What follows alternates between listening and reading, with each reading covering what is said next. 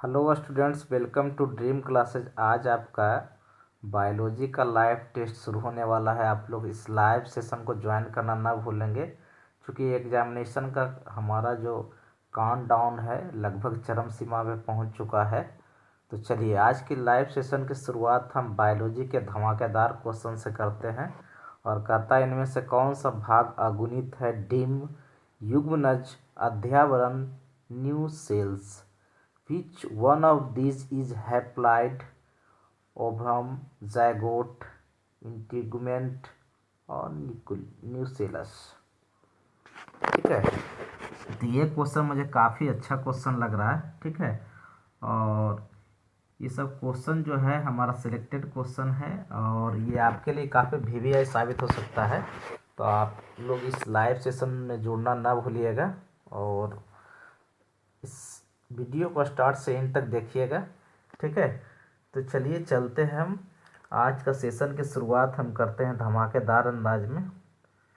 और देखिए, हमारा जो है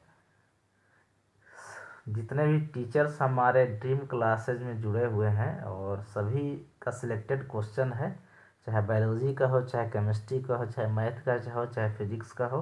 तो चलिए, मैं देख रहा हूँ बहुत सारे बच्चे लाइव सेशन में जुड़ गए हैं, और मैं इस क्वेश्चन में ऑप्शन नंबर ए में जाना चाहता हूँ कि ओवम जो होता है इसका करेक्ट आंसर होगा बाबू। ठीक है, तो जैसा कि देखिए, दूसरा नंबर क्वेश्चन भी आपके स्क्रीन बोर्ड दिख रहा होगा।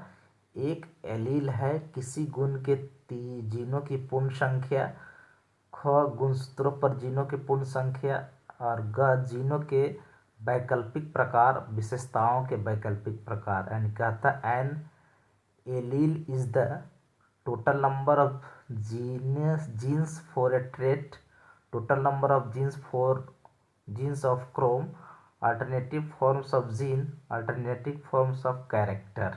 ठीक है, ये भी क्वेश्चन मुझे काफ़ी अच्छा क्वेश्चन लग रहा है। ठीक है, तो चलिए, इस लाइव सेशन का लुत्फ उठाना आप लोग ना भूलेंगे, और हमें बताइएगा कि हमारा क्वेश्चन कैसा है आपके लिए। ठीक है, तो चलिए, हमारा जो है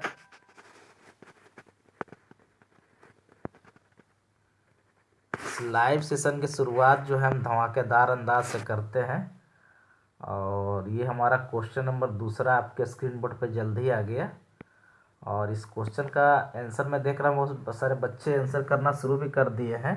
और मेरे हिसाब से इस क्वेश्चन का आंसर ऑप्शन नंबर सी होगा, यानी कि जीनों के वैकल्पिक प्रकार। चलिए, हम अब लाइव सेशन के अगले क्वेश्चन में पहुंचते हैं। और ये हमारा लाइव सेशन का तीसरा नंबर प्रश्न है। कहता है, आपस में जुड़े आहार श्रृंखलाओं का समूह कहलाता है आहार चक्र, आहार कम्प्लेक्स, आहार जाल और पोषी स्तर। ठीक है, कहता है group of in interconnected food chain is called food cyclic, food complex, food web और है ट्रॉपिक लेवल। ठीक है, तो चलिए, मैं देख रहा बहुत सारे बच्चे जो है इसका आंसर करना शुरू भी कर दिए हैं। कुछ बच्चे सही भी कर रहे हैं, कुछ बच्चे गलत भी कर रहे हैं। चलिए, कोई बात नहीं है ना, मैं ही इसका आंसर बता देता हूँ कि इसका आंसर क्या होगा। तो बच्चों, इस क्वेश्चन का आंसर ऑप्शन नंबर सी जो है करेक्ट आंसर होगा, यानी कि आपस में जुड़े आहार श्रृंखलाओं का समूह जो है आहार जाल कहलाता है, यानी कि फूड वेब कहलाता है। चलिए, अब क्वेश्चन नंबर चौथा हमारे स्क्रीन बोर्ड पे क्या है, देखिए। क्वेश्चन नंबर चौथा कहता है, कवक एवं उच्च कुल पौधे की जड़ों के बीच, थोड़ा सा और इसको स्क्रीन बड़ा कर दिया जाए। ठीक है, अब देखिए सही लग रहा है, इससे आ जा क्वेश्चन नंबर चौथा। ठीक है, अब सही दिख रहा है। कहता है, कवक एवं उच्च कुल के पौधों के जड़ों के बीच बनने वाले सहजीवी संबंध को कहा जाता है हार्मोन्स, माइकोराइजा, लाइकेन, जैव विविधता। जस कहता है, दी symbiotic association between fungi and roots of higher plants is called hormones, mycorrhiza, lichen और डाइवर्सिटी। तो इस क्वेश्चन का मैं वेट करना चाहूँगा, आप लोग बताइए कि कवक एवं उच्च कुल के पौधों के जड़ों के बीच बनने वाले सहजीवी संबंध को क्या कहा जाता है? हार्मोन्स है कि माइका राजा है कि लाइकेन है कि हमारा जो है ट्रॉफिक जैव विविधता है, यानी कि बायोडाइवर्सिटी है। तो चलिए मैं इस क्वेश्चन का सॉल्यूशन बताना चाहता हूँ कि 4 का ऑप्शन नंबर बी जो है माइकोराइजा ऑप्शन सही है। चलिए अब हम आते हैं क्वेश्चन नंबर 5 पे, और ये जैसे आपके स्क्रीन बोर्ड पर दिख रहा है, कहता है जेम्यूल्स पाए जाते हैं स्पंज में, हाइड्रा में, पेनिसिलियम में और ईस्ट में, यानी कि gemmules are found in sponge, hydra और पेनिसिलियम और ईस्ट।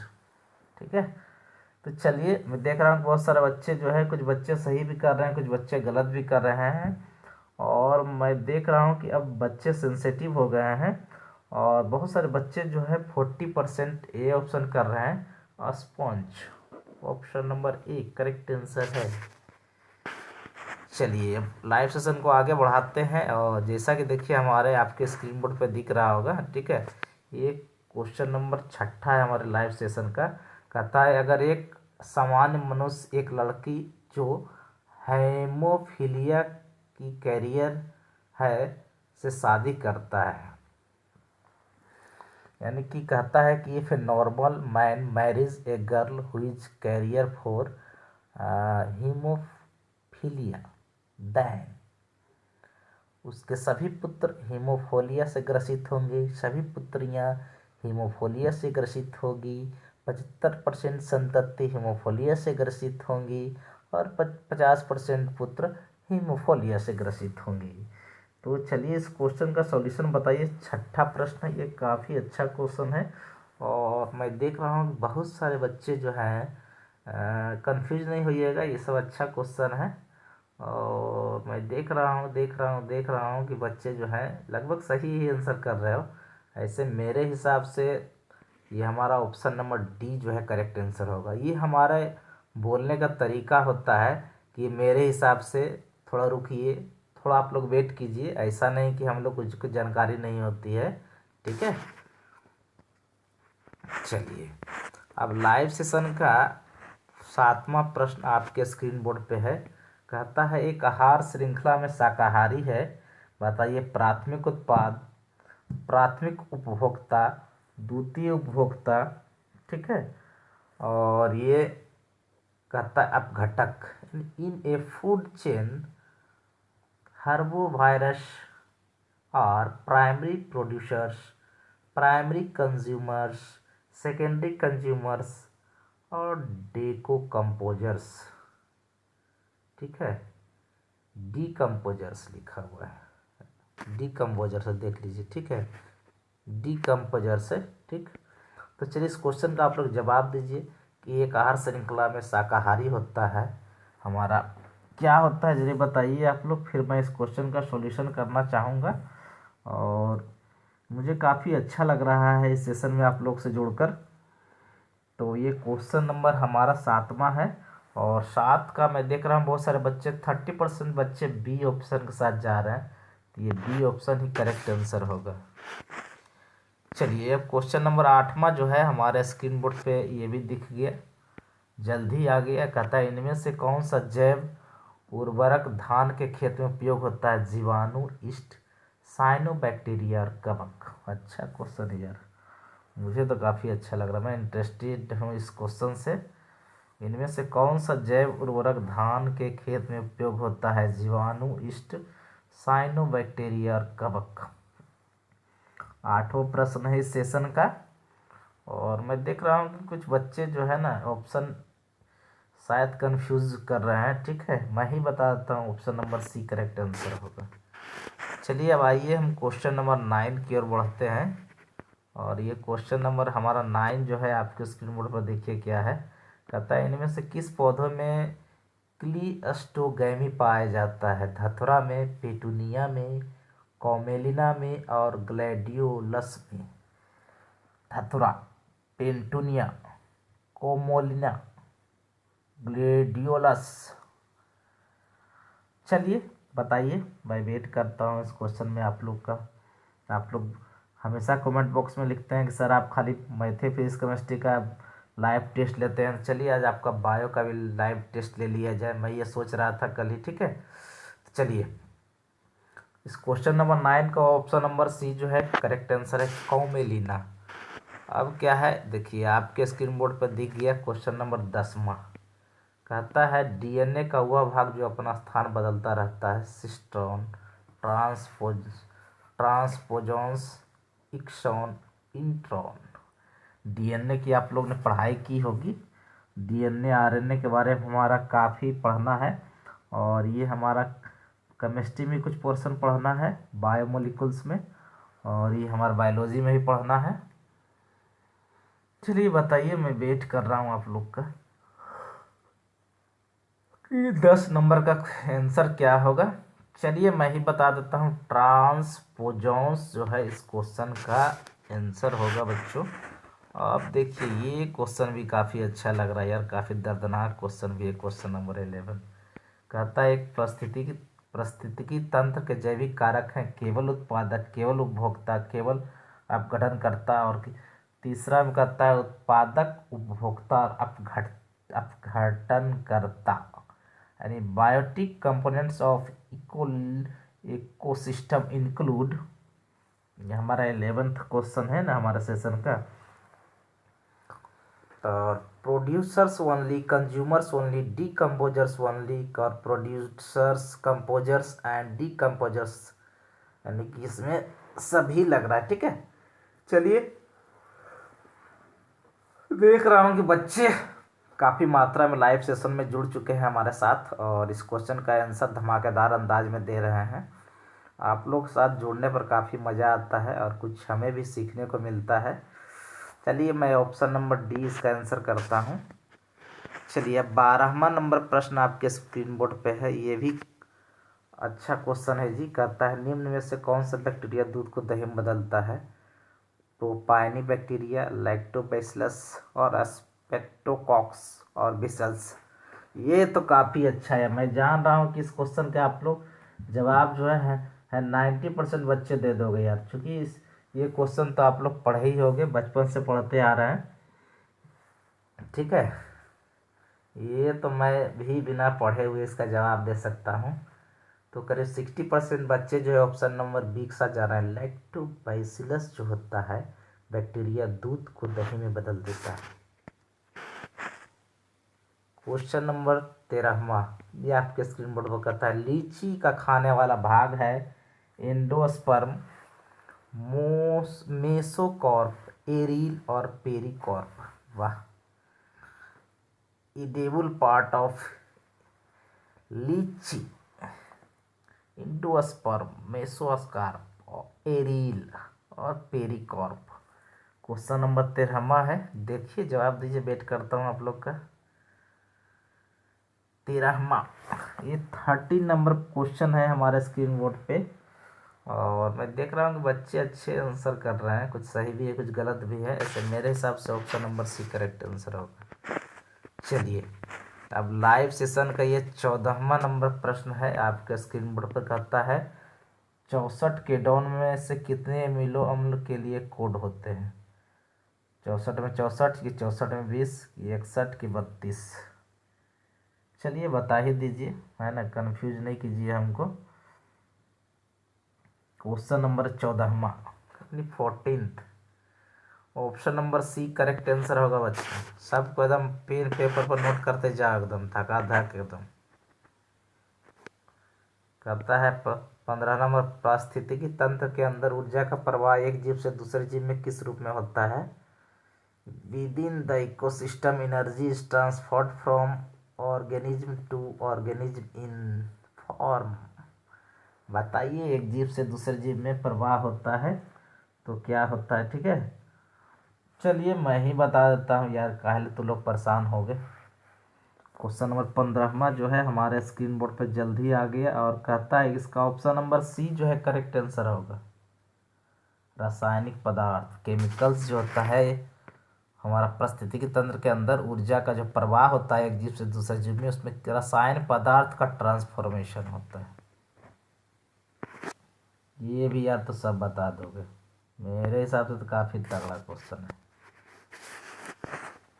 क्वेश्चन नंबर 16वां, देखिए क्या कहता है क्वेश्चन नंबर 16वां।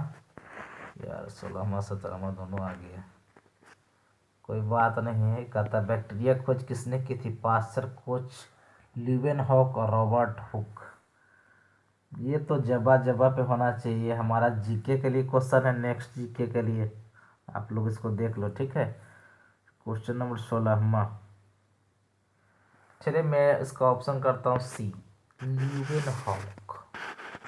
अब बताइए कौन सा इसमें कथन सत्य है जी?